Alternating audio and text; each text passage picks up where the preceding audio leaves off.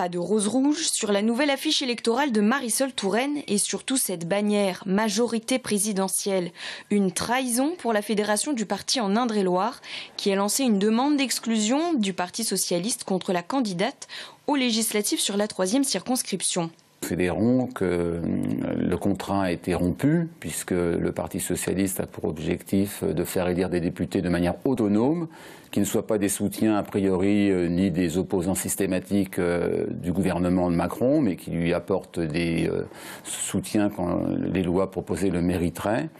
Alors que Marisol Touraine, elle a complètement éclipsé la présence du PS dans ces documents et c'est cette supercherie que nous condamnons. De son côté, l'ancienne ministre de la Santé réfute fermement toute conversion au macronisme. Marisol Touraine revendique son bilan et son appartenance au gouvernement Hollande. Elle appelle au dépassement des partis pour favoriser le progrès. Si vous lisez les documents, il n'y a vraiment pas beaucoup de doutes. Je ne suis pas candidate En Marche, je suis une candidate de gauche, je suis socialiste, mais je le dis clairement parce que la clarté c'est ça aussi.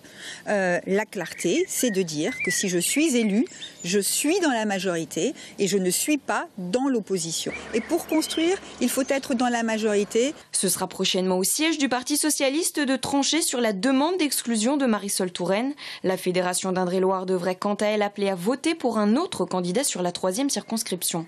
Marisol Touraine est capable d'être élue sur sa propre personnalité, sur son bilan aussi, c'est elle qui le dit, mais visiblement je pense qu'elle ira au 2e tour.